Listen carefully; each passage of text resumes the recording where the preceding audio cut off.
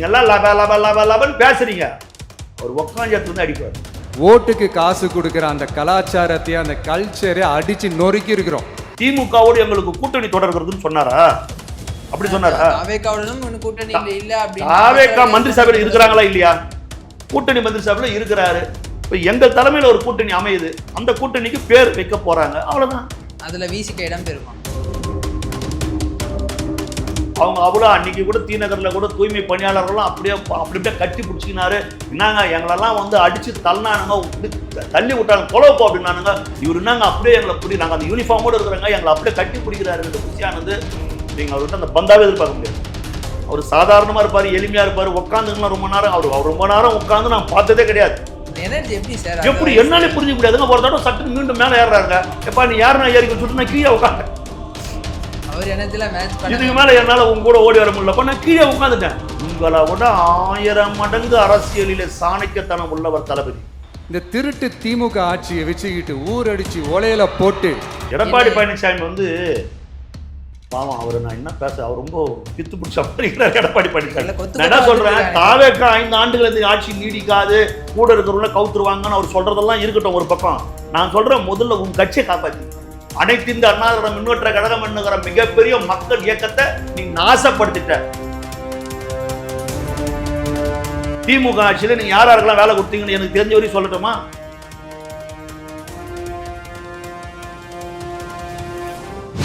எங்கன்னா கீழே இருக்கிற ஒருத்தன் மேல வந்தான்னு கேள்விப்பட்டுக்கிறீங்களா? திமுகல கிடையாது. குடும்ப வாரிசு சொல்றாங்க தெளிவா, குடும்பத்துக்குள்ளே கொடுத்துக்கிறீங்களா? குடும்பம் தாண்டா கழகம், கழகம் தாண்டா குடும்பம். அவனதான் குழப்பி விட்டுறாங்க, அவனை குழப்பி விட்டு தலைவர் கரெக்டாக தான் நான் சொல்றான். நீங்க எல்லாம் சம்பளம் வாங்குறீங்க, நல்ல அரசு பள்ளிக்கூடத்தில் நல்ல சம்பளம் உங்களுக்கு கிடைக்குது, 1 லட்சம் 1.25 லட்சம் சம்பளம் கிடைக்குது. இந்த பதில் கூட அந்த குழந்தைக்கு தெரியலையே. அரசு பள்ளி மாணவர்கள் எப்படி நடந்துக்கணும்னு தெரியல. உதயநிதியை முதல்ல உங்க அப்பனுக்கு சொல்லி எப்படி நடந்துக்கணும். சாக்லேட்டை தூக்கி போடுறாரு டேபிள்ல. ஏன் ஆங்கிலத்தில் அவங்களை கேள்வி கேட்கக்கூடாதா? அரசு பள்ளி மாணவர்கள்லாம் ஆங்கிலத்தில் தரமா வரக்கூடாதா? நான் மீண்டும் மீண்டும் கேட்கிறேன், இருமொழி கொள்கை தானே. இவ்வளோ அறிவு உனக்கு இருக்குதுல்ல, ஆங்கிலம் என்பது ஒரு மொழி தான், அது அறிவு இல்லைன்னு தெரியுது. எதுக்கு ஒரு 2 பிள்ளைங்களையும் 25 லட்சம் பீஸை கட்டி அமெரிக்கன் ஸ்கூல்ல படிக்க வைக்கிற? அதுவும் ஊராவிட்டு துட்ல திரள் நிதி நடத்தி, தம்பி அண்ணன் இன்னும் பீஸ் கூட கட்டவில்லை, அண்ணி என்னை படாதபாடு படுத்துகிறார் வீட்டிலே, திரள் நிதி அனுப்பி வையுங்கள். திரள் நிதி வாங்கி வாங்கி படிக்க வைக்கிறல்ல.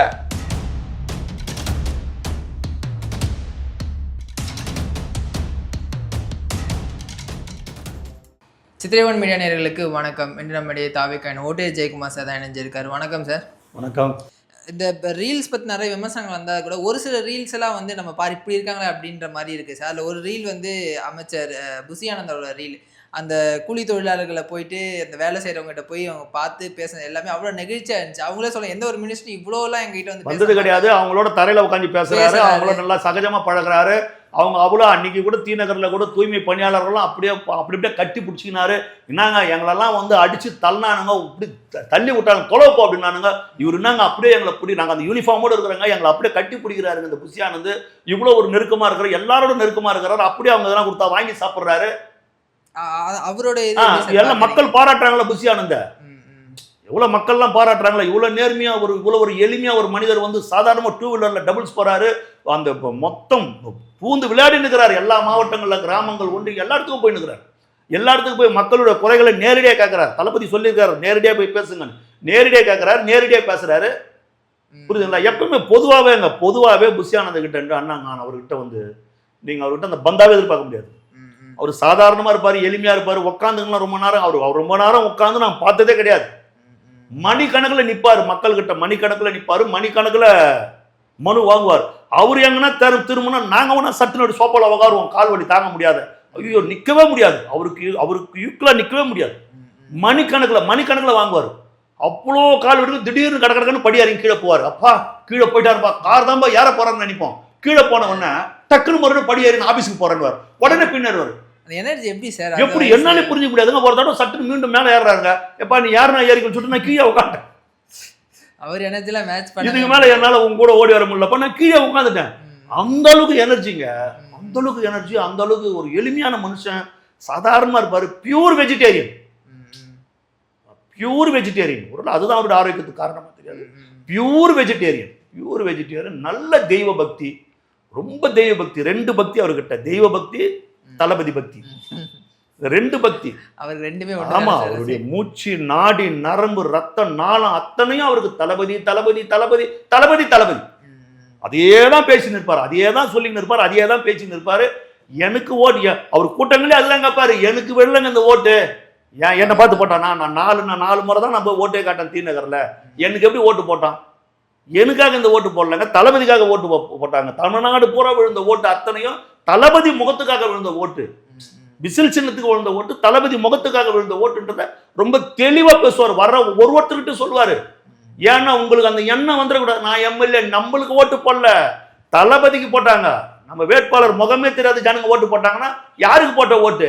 தளபதி ஒரு முகத்துக்காக தான் தமிழ்நாடு பூரா ஓட்டு போட்டாங்க. இங்க யாரும் ஒன்னும் செஞ்சு ஓட்டு வாங்கல, தளபதி ஒரு முகம் மட்டுமே, அதுக்காக தான் ஓட்டு போட்டாங்க மக்கள். அது தெளிவா புஷானந்தன்னா வரவங்க அத்தனை பேர்கிட்டயும் அதை சொல்லிக்கினே இருப்பாரு, அதை பேசிக்கினே இருப்பாரு. இந்த கட்சியை கட்டமைப்பதில், இந்த கட்சியை வழி நடத்துவதில் மிகப்பெரிய ஆளுமை மிக்கவர் தளபதி. அதுக்குதான் நம்மளுக்கு நல்லா செக்ரட்டரியேட்ல முதலமைச்சராக இருக்கிறாரு. நாட்டுடைய வேலையை அவர் பார்த்துக்கிறாரு தவிர கட்சி வேலையை ரொம்ப அழகா கட்டமைக்கிறதுல புஷியானந்தன் வெல்லவே முடியாது. அவ்வளோ ஒரு கட்டமைப்பு. தாவேகா கூட்டணி ஸ்ட்ராங்கா இருக்கா சார்? இப்போ ஏன் இந்த கேள்வி கேட்கிறா அப்படின்னா, திருமாவர்கள் பேசக்கூடிய பேச்சுகள் வந்து இன்னும் அந்த ஜெல் ஆகல அப்படின்ற மாதிரி தோணுது. தாவேகா இன்னும் அதிகாரப்பூர்வமா கூட்டணி பேர்லாம் வைக்கலன்னு தளபதியே சொல்லியிருக்கிறார்.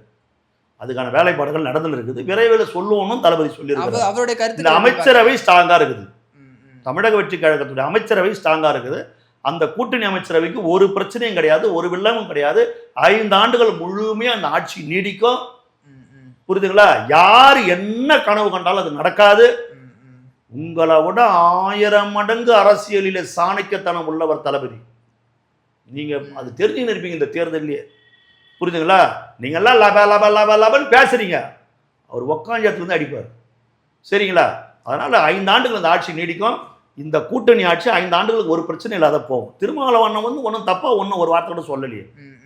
புரியுதுங்களா? திமுகவோடு எங்களுக்கு நட்பு தொடர்னு சொல்றதுல என்ன தப்பு? திமுகவோடு எங்களுக்கு கூட்டணி தொடர்கிறதுன்னு சொன்னாரா? அப்படி சொன்னாரா? தாவேகா மந்திரி சபையில் இருக்கிறாங்களா இல்லையா? விடுதலை சிறுத்தைகள் தாவேகா மந்திரி சபையில் இருக்குதா இல்லையா? அதோட அந்த பார்த்து ஓவர். கூட்டணிக்கு பேர் ரெடி பண்ணி இருக்கிறாங்க, பேர் சொல்லுவாங்க. திமுக கூட்டணியில இருக்கிறன்னு அண்ணன் திருமாவளவன் சொல்லல, நட்பு தொடருதுன்னு சொல்றாரு. நட்பு எங்கேயும் தொடருங்க, நட்புக்கு எல்லை கிடையாது. பார்க்க வேண்டிய அவசியம் இல்லைன்றீங்களா அவருடைய ஸ்டேட்மெண்ட்? அரசு அப்படி சொல்லல தம்பி, நட்பு தொடரணும்னு சொல்லியிருக்கிற. இதுல என்ன பிரச்சனை? இதுல ஒரு பிரச்சனை இல்லை. திமுகவோட நட்பு தொடர்கிறது, கூட்டணி மந்திரி சபையில இருக்கிறாரு. இப்ப எங்கள் தலைமையில ஒரு கூட்டணி அமையுது, அந்த கூட்டணிக்கு பேர் வைக்க போறாங்க, அவ்வளவுதான். அதுல விசிக இடம் பெறுமா? நிச்சயமா இடம் பெறும், அதுல என்ன சந்தேகம்? அப்ப அவங்க திமுக விட்டு வெளியில வந்துட்டாங்க தானே? வெளியில வந்துட்டாங்க. ஏங்க நான் உங்களை கேட்கிறேன், நீங்க ஒரு நெறியாளர் தானே? இல்ல, அவர் நட்பு திமுகவோடு விடுதலை சிறுத்தைகள் இருக்கிறதா இல்ல? திமுகவுக்கு பிடிக்காத இடத்துல விடுதலை சிறுத்தைகள் இருக்குதா இல்லையா? திமுக பிடிக்காத ஒரு அமைச்சரவையில் விடுதலை சிறுத்தைகள் அங்கம் வகித்துக் கொண்டிருக்கிறதா இருக்குதா இல்லையா? சொல்லு. எங்களோட இருந்தவங்க எல்லாம் ஓடி போயிட்டாங்கன்னு உதயநிதி பேசினாரா இல்லையா? பேசினாரா இல்லையா உதயநிதி? அப்புறம் சொல்லுங்க. அப்புறம் இப்ப நீங்க மறுபடியும் பேசினதா இது எப்படி? இல்ல சார், அவர் சொல்லக்கூடிய ஸ்டேட்மெண்ட் இப்போ அகில இந்திய லெவல்ல பாஜகவை எதிர்ப்பதற்காக திமுகவும் தாவேகாவும் ஒரே கூட்டணியில் இருக்கணும்ன்றார். அது எப்படி சாத்தியம்? இந்த மாதிரி ஸ்டேட்மெண்ட்ஸ் தான் வந்து ஒரு பரபரப்பு. அவருடைய கருத்து அவர் சொல்றாருங்க, அவருடைய கருத்து அவர் சொல்றாரு. எங்களை பொறுத்தவரையிலே தெளிவாக பலமுறை தலைவர் சொல்லியிருக்கிறார், திமுக தீய சக்தி. சரிங்களா? பிஜேபி எங்களின் கொள்கை எதிரி. இவர்கள் இருவரிடத்திலும் எந்த காலத்திலும் எந்த சூழ்நிலையிலும் சமரசம் என்ற பேச்சுக்கே இடம் கிடையாது. இடமே கிடையாது. ஓகேங்களா? இன்னொரு புறம் இந்த 5 வருடம் வந்து ஆட்சி நிலைக்காது அப்படின்னு எடப்பாடி பழனிசாமி அவர்களும் சொல்றாரு, திரு ஸ்டாலின் அவர்களும் இதே தான் சொல்றாரு. எடப்பாடி பழனிசாமி வந்து பாவம், அவரு நான் என்ன பேச, அவர் ரொம்ப பித்து பிடிச்ச இருக்கிறார் எடப்பாடி பழனிசாமி. நான் என்ன சொல்றேன், தாவேகா 5 ஆண்டுகள் இந்த ஆட்சி நீடிக்காது, கூட இருக்கிறவங்கள கவுத்துருவாங்கன்னு அவர் சொல்றதெல்லாம் இருக்கட்டும் ஒரு பக்கம். நான் சொல்றேன், முதல்ல உங்க கட்சியை காப்பாத்தீங்க.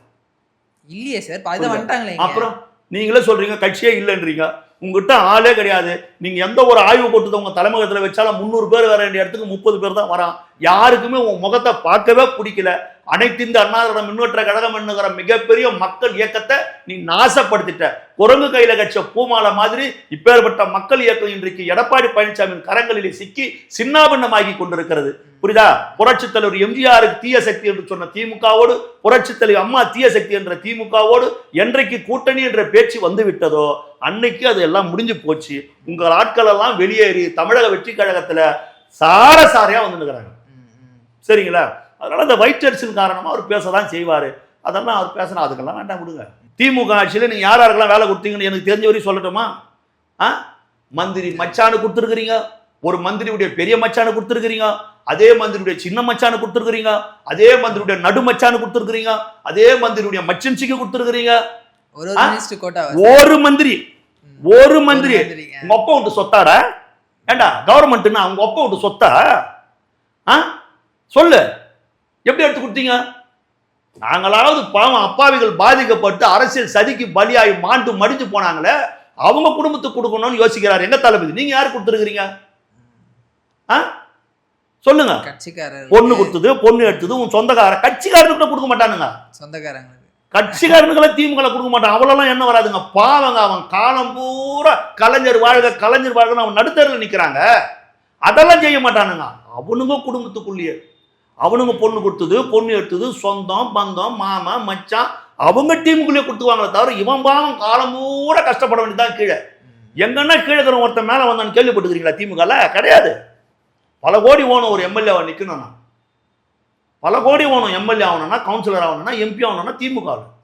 அப்படி அப்படியே அவன் புள்ளதான் நிற்பான். நேருடைய புள்ள வருவான், பொன்முடி புள்ள வருவான், துரைமுருகன் புள்ள, டிஆர் பாலு புள்ள, ஆற்காடு வீராசாமி புள்ள, அப்படி அப்படியே அப்படி அப்படியே அப்படி அப்படியே குடும்பம் வாரிசு. அப்படியே கேட்டா என்ன பண்ணுவான்னு கீழே இருக்கிறவன்னா தலைவா குடும்ப வாரிசு சொல்றாங்க. தலைவா குடும்பத்துக்குள்ளே கொடுத்துக்கிறீங்களா? குடும்பம் தாண்டா கழகம், கழகம் தாண்டா குடும்பம். அவனை குழப்பி விட்டுறாங்க, அவனை குழப்பி விட்டு தலைவன் கரெக்டா தான் சொல்றான். அவனும் பாவம் அப்பாவி ஒரு நாளா சிந்திச்சுக்கிறானா? என்ன தலைவா காலம் பூரா நான் போஸ்டர் ஓட்டுறேன், காலம் பூரா நான் சிறைக்கு வரேன், எவ்வளோ கஷ்டப்படுறேன், என்னால வர முடியலையே அப்படின்னு அவன் சிந்திக்கிறானா? இவங்க மேல ஒரு வெறுப்பு தாங்க வருது, ஒரு வெறுப்பு தான் வருது இவங்க மேல. ஒரு பள்ளிக்கு போறாங்க, ஒரு அமைச்சர் போறாங்க, இப்போ ஒரு ஆய்வு நடத்துறாங்க, புரியுதுங்களா? அந்த பாப்பாவே கேட்கறாங்க, இந்த பதில் கூட தெரியல, டீச்சரை கேட்கறாங்க, நீங்க எல்லாம் சம்பளம் வாங்குறீங்க, நல்ல அரசு பள்ளிக்கூடத்துல நல்ல சம்பளம் உங்களுக்கு கிடைக்குது, 1 லட்சம் 1.25 லட்சம் சம்பளம் கிடைக்குது, இந்த பதில் கூட அந்த குழந்தைக்கு தெரியலையே. அப்ப இவ்வளவு ஆண்டுகளா அரசு பள்ளிகள் எப்படி இருக்குன்ற லட்சணம் தானே அது. இருமொழி கொள்கை தானே நம்மளுடைய கொள்கை, ஒரு மொழி கொள்கையா? இருமொழி கொள்கை தானே நம்மளுடைய கொள்கை. தமிழும் ஆங்கிலம் தானே நம்மளுடைய கொள்கை. மும்மொழியை நம்ம ஏத்துக்கல, இருமொழி கொள்கை தானே. அதுல ஒரு மொழி தெரியுது, இன்னொரு மொழி எங்க? தனியார் பள்ளியில படிக்கிற பசங்களுக்கு தெரியுது. அந்த பசங்களை ஒரு 18,000 20,000 25,000 ஒரு 15,000 சம்பளம் வாங்குவாங்க அந்த மிஸ்ஸுங்கெல்லாம். அவங்க ஒரு தரமான ஒரு கல்வியை கொடுக்குறாங்க, அவங்களுக்கு தெரியுது. ஆனா அரசு பள்ளியையும் எல்லாம் ஒரு ஏளனமா பாக்குறாங்க. எதுக்கு அரசு பள்ளினா மேலையும் கீழே பாக்குறாங்க? என்ன பிரச்சனை உங்களுக்கு? ஏன் அந்த குழந்தைக்கு அது தெரியல? இது நியாயம் தானே கேட்கறது.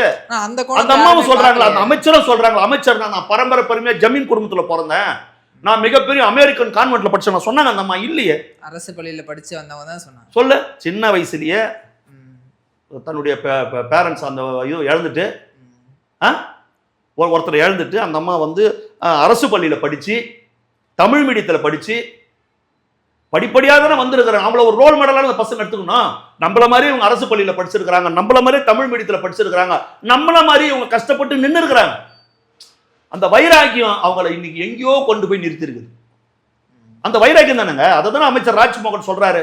ஒரு கூட பிறந்த தங்கச்சி கிட்ட ஒரு அக்கா பேசுற மாதிரி தான் அவங்க பேசுறாங்க. இது என்ன, இது எப்படி? இது அரசு பள்ளி மாணவர்கள் எப்படி நடந்துக்கணும்னு தெரியல. உதயநிதி முதல்ல உங்க அப்பனுக்கு சொல்லி எப்படி நடந்துக்கணும். சாக்லேட்டை தூக்கி போடுறாரு டேபிள்ல, பாத்தீங்களா இல்லையா? அதெல்லாம் அப்படியே நடந்துக்கணும் அரசு பள்ளியில, அப்படியே நடந்துக்கணும். சாக்லேட் தூக்கி போடணுமா? எப்ப வந்தாலும் கிளாஸ்ல வந்து உட்காந்துக்கிட்டு ஆரம் செய்ய விரும்பு, ஆறுவது சினம், இதே தான் சொல்லிட்டு இருப்பீங்களா? உங்க பிள்ளைங்களாம் இதை தான் படிக்கிறாங்களா? சொல்லுங்க, இதை தான் படிக்கிறாங்களா உங்க பிள்ளைங்களா? ஏன் ஆங்கிலத்தில் அவங்களை கேள்வி கேட்கக்கூடாதா? அரசு பள்ளி மாணவர்கள்லாம் ஆங்கிலத்தில் தரமா வரக்கூடாதா? நான் மீண்டும் மீண்டும் கேட்கிறேன், இருமொழி கொள்கை தானே. ஏன் அந்த பசங்களுக்கு அந்த அளவுக்கு இங்கிலீஷ் நாலேஜ் வரல? 5வது 6வது படிக்கணும்னு சொல்றீங்க, ஏன் வரல? சீமான் சொல்றாரு தமிழ் என்பது ஒரு மொழிதானே தவிர அது அறிவு கிடையாது. அப்பா உலகமாக அறிவாளி, அந்த புண்ணாக்கு கதை எங்களுக்கு தெரியும். ஆங்கிலம் என்பது ஒரு மொழி அது ஆங்கிலம் என்பது ஒரு மொழிதானே தவிர அது அறிவு கிடையாதுன்ற புண்ணாக்கு கதை எங்களுக்கு தெரியும். எங்களுக்கு தெரியாம இல்ல, இவ்வளோ அறிவு உனக்கு இருக்குதுல்ல. ஆங்கிலம் என்பது ஒரு மொழி தான், அது அறிவு இல்லைன்னு தெரியுத. எதுக்கு ஒரு 2 பிள்ளைங்களையும் 25 லட்சம் பீஸை கட்டி அமெரிக்கன் ஸ்கூல்ல படிக்க வைக்கிற? ஏன் படிக்க வைக்கிற? அது ஒரு மொழி தானே, அது ஒரு அறிவு கிடையாது இல்ல. எதுக்கு உங்க 2 பிள்ளைங்களை படிக்க வைக்கிற? அது ஊரா விட்டு துட்ல திரள் இது நடத்தி. தம்பி, அண்ணன் இன்னும் பீஸ் கூட கட்டவில்லை, அண்ணி என்னை படாதபாடு படுத்துகிறார் வீட்டிலே, திரள் நிதி அனுப்பி வையுங்கள். திரள் நிதி வாங்கி வாங்கி படிக்க வைக்கிறல்ல, எங்க இருந்து வந்தது? எப்படி படிக்க வைக்கிற சொல்லு. அப்போ உன் புள்ளெல்லாம் இங்கிலீஷ் படிக்கணும், உன் புள்ளெல்லாம் நல்லா சரளமா ஆங்கிலம் பேசணும். சாதாரண ஒரு கான்வென்ட்ல படிச்சா கூட நல்ல நுனிநாக்கள் இங்கிலீஷ் வராதுன்னு சொல்லிட்டு அமெரிக்கன் பல்கலைக்கழகத்துல உன் பிள்ளைங்க படிக்கணும். அரசு பள்ளி மாணவர்கள் அப்படியே நிக்கணும். அதை யாராகிலும் ஒருத்தர் இப்படி போயிட்டா, ஐயோ அரசு பள்ளியெல்லாம் தரமாயிடும் பொழுது, இவங்கெல்லாம் உள்ள புந்து பேச ஆரம்பிச்சுட்டாங்களே, இனி அரசு பள்ளி பசங்கள்லாம் நல்லா இங்கிலீஷ்ல சரளமா பேசிட்டா தனியார் பள்ளிகள் எல்லாம் இழுத்து போட்ட வேண்டியதுதான்.